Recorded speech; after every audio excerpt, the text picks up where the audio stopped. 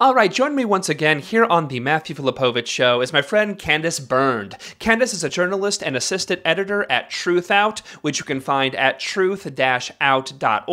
You can also follow her on Twitter at Candice Bernd. Candice, thank you so much for being on the show again. Great, Matt. Thanks for having me back on. All right, so Candice, you recently had a report at TruthOut on a crazy story out of Albuquerque. Just do us a favor, just lay out what exactly happened in Albuquerque. Right. Okay. So I think when listeners know about Albuquerque or the Albuquerque Police Department, they're probably thinking about, and it's been in the media a lot, about how the Department of Justice is coming in and basically doing this process called a consent decree. And it's basically a pattern or practice lawsuit whereby the DOJ has found that, there is a pattern or practice of excessive use of force, of, a pattern of violating the constitutional rights of civilian and the everyday in the line of duty tactics that are being used by the department. In Albuquerque, the police department there is a very interesting department. You wouldn't think of it, but that police department actually kills more people per capita than the New York Police Department, which is kind of crazy because it's definitely not as big as New York. So I think many listeners might ask, and New York cops are and New York cops are horrible. But go on. Also they're horrible. So the question is, what is going on in Albuquerque? How did this department, get to a place where it's killing more people than the NYPD? And in the mainstream coverage of what's going on in the department, it's been framed as an issue of excessive use of force, trigger-happy cops that have been very poorly trained, and a lot of the reforms are centered on, changing the way that the training is done. And all of that is good and all of that is true. But in my piece, I talked to a lot of community organizers there and 3 former cops. And really the story is that there's a very corrupt leadership of the APD. And it's the leadership that has kind of created this culture of corruption and this culture of excessive use of force where the cops are shooting first and asking questions later. And I wrote the piece to kind of explore that history of the leadership and the corruption, not only of the APD, but actually of city officials there as well. And basically, when the DOJ is coming in and doing this process, part of it is a negotiation where federal officials are sitting down with some of these guys and they're talking about the reforms that are going to be put in place. They're kind of working on a timeline, a review, all these kinds of things. And what family members of victims and community members and former cops are telling me is that these are the exact people who you don't need to be negotiating with, but instead the DOJ and officials need to be aggressively investigating and prosecuting. And instead of sitting at the table with these guys, they really need to be investigating them. So part of this is a culture where they're all kind of doing each other favors. For instance, some of the people that they're sitting down and negotiating with are people like current police chief Gordon Eden, who recently organizers there have held a mock trial for Eden. They want him fired. Basically, they want him ousted.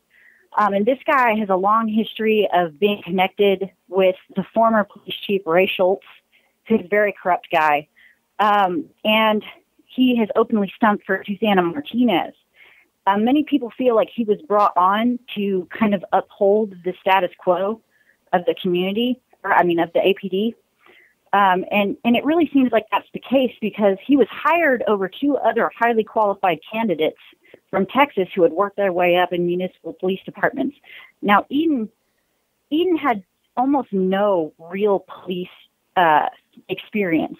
In fact, he didn't have experience so much so that his certification had lapsed and wasn't even valid for 20 years when, they brought him on.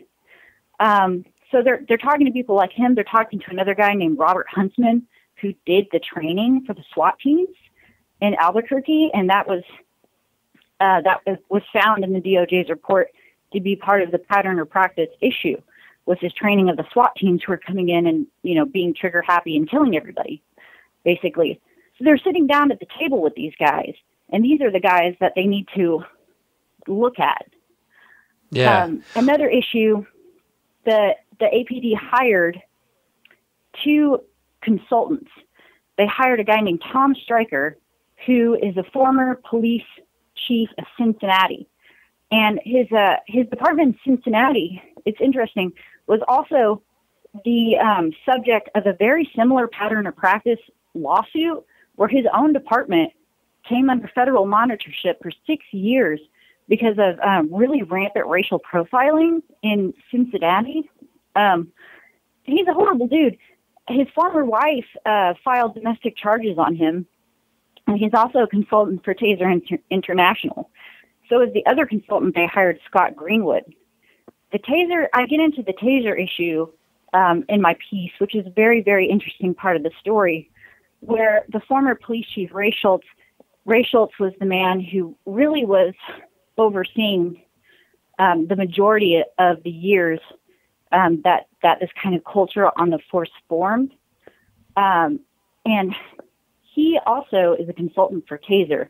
And it's really interesting connections that Taser is kind of running through this whole process because Taser, the APD gave Taser a no-bid contract. It was one of the largest contracts that Taser ever got for body cameras. And while Ray Schultz was still on the force, he wrote an email to a Taser representative basically saying that the contract that got won had been greased, quote unquote. He said the negotiations have been greased.